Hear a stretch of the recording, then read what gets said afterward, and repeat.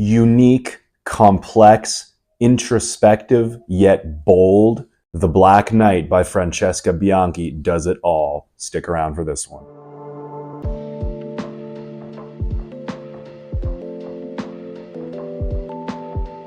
Anyway, tonight I am doing a review on The Black Knight by Francesca Bianchi. This is a little treat for myself for reaching that 5K subscriber mark. I was able to find this for a really good price.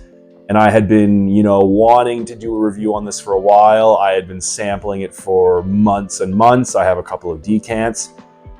Whew. Do I ever have a powerfully special, bold, yet introspectively divine fragrance here for you guys? So Francesca Bianchi, an independent perfumer based in Amsterdam, Netherlands, is quite an artist. She is known for her challenging perfumes and also the inclusion of orris root in a lot of her creations. In my opinion, she's a very artistic, very abstract and complex perfumer. Her offerings are just so good. And this is my favorite one here, the Black Knight. So this fragrance here is based around Giovanni delle Bande Nere, who is also known as John of the Black Bands. He was an Italian mercenary in the 16th century. Anyway, Giovanni delle Bande Nere himself is particularly famous because he is known for being one of the very last knights in armor on horseback in all of Europe. So upon Giovanni's death, the emblematic knight on horseback basically ceased to exist all over Europe because at that point, soldiers started using long spears with pointy tips to kill their enemies easier and from a farther distance. Okay, so a little bit of a background about the perfume itself. Let's take a brief look at the presentation here. It's just a small square bottle, 30 milliliters. I believe in the European Union, they also come in 100 milliliter sizes. Cap is flimsy, plastic, really nothing special about the cap. Nothing special or ostentatious whatsoever about the bottle. Minimalist. I mean, I kind of like it though. It's nice. It's very independent perfumer style bottle in my opinion. Okay, let's get a spray out of this bottle, my favorite part. Oh, shit, my girlfriend is gonna kill me when she gets home.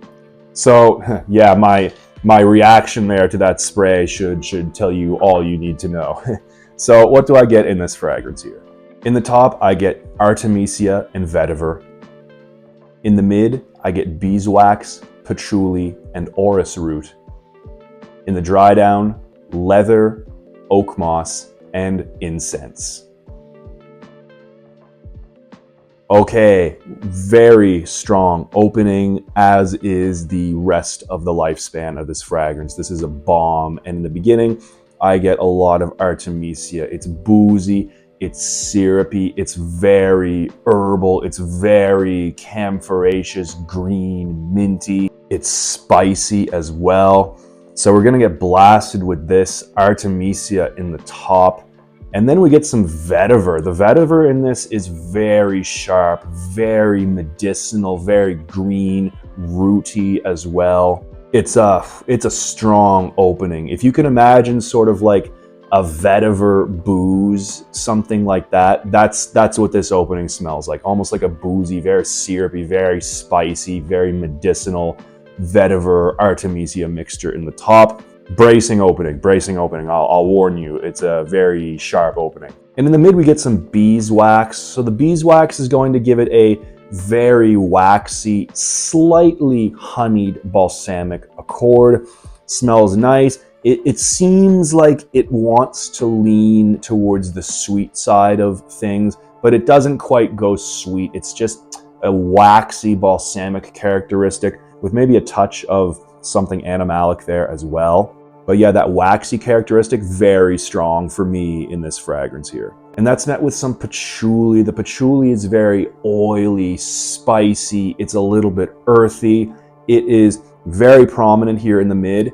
And yeah, if you don't like patchouli, you're probably not going to like this.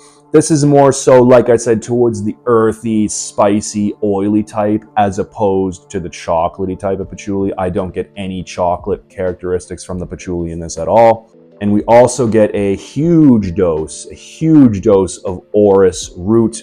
So orris root smells a lot like iris. It's very powdery, it's very buttery, it's a little bit woody, it's musky. It's kind of, I don't know, ever so slightly lipsticky, kind of makeup-y. It adds even a little bit of a slight white floral characteristic.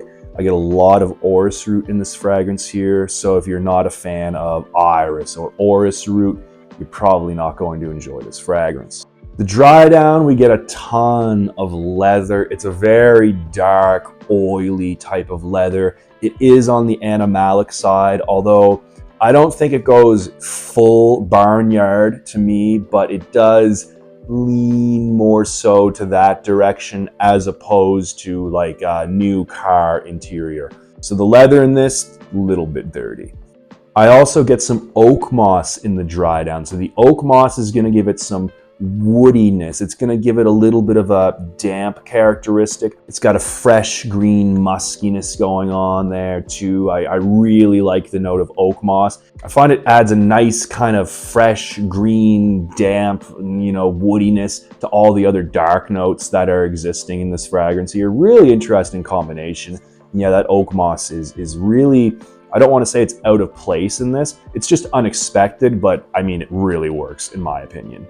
And then in the fire dry down, I get what I think is a little bit of incense. It's quite smoky, but the smoke does not dominate any of the other notes. I wouldn't call this like an extremely smoky fragrance, but it is smoky. The smoke is detectable, and I think that it is kind of a little bit of like a woody incense. I get similar note characteristics in certain Orto Parisi and Nasomato fragrances.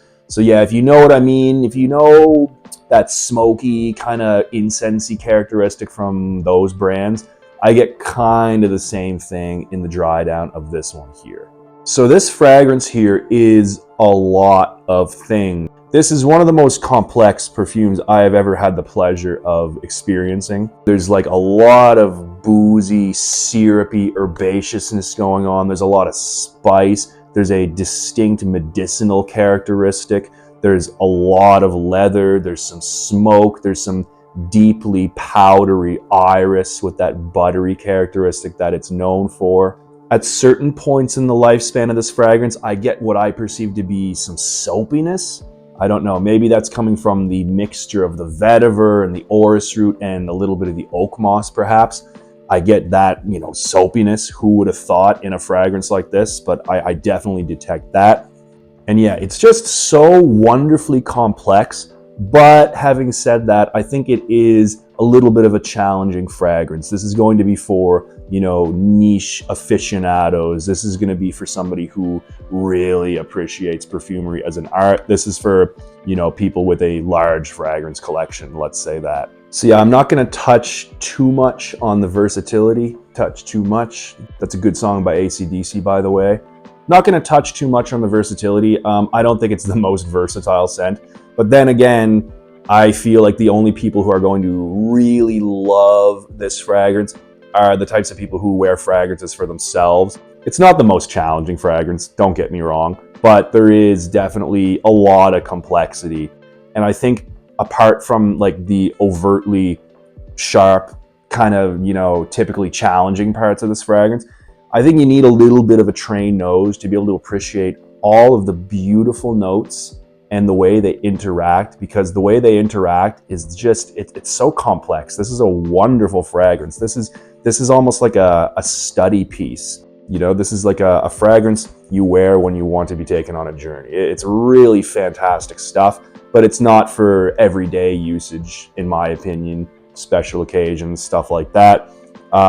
Mature, I guess. I mean, I can't see anybody younger than 35 really enjoying this, but hey, I don't know. I mean, I've seen crazier things before. Anything is possible, I suppose. Performance, it is a monstrous performer, monstrous, one of the strongest fragrances in my collection. It is just beast mode, and I'm gonna leave it right there as far as performance goes.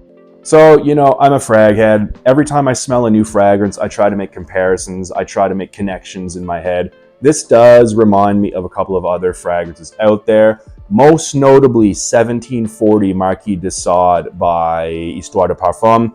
I get a big, strong similarity between these two fragrances. This one here might be a little bit less boozy and more patchouli focused.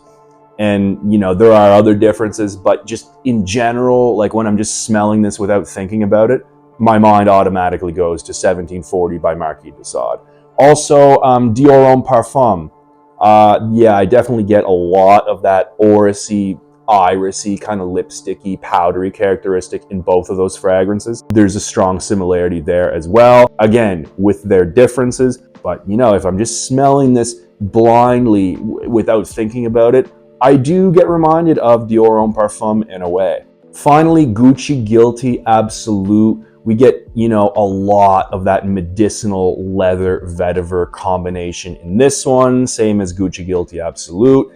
So yeah, those three fragrances there, if you know them, if you enjoy them, you are going to love this. But I must warn you, this is bombastic in terms of its performance compared to those other three. It is way stronger and less versatile. So I'm just gonna leave it there. The price on this one, little bit high. In North America, FragranceNet has this. It's $103 US for a 30 milliliter bottle. And here in the European Union, the price is anywhere between 105 and 120 euros, again, for the 30 milliliter bottle. I believe Francesca Bianchi's website has a 100 milliliter bottle available. Guys, very special fragrance here. The Black Knight by Francesca Bianchi. I think that if you're an experienced collector and you want something that's definitely off the beaten path, yet not entirely unfamiliar, you know, if you want to just try something that's so high quality, so complex, masterfully done, check this fragrance out. You're doing yourself a favor if you check this out, if you're at that level of collecting. Yeah, this is a total pleasure. This is a fantastic fragrance. Definitely a fragrance and a house worth checking out if you take fragrances seriously. That's been my review, guys. Hope you've enjoyed it. Until next time, keep it real.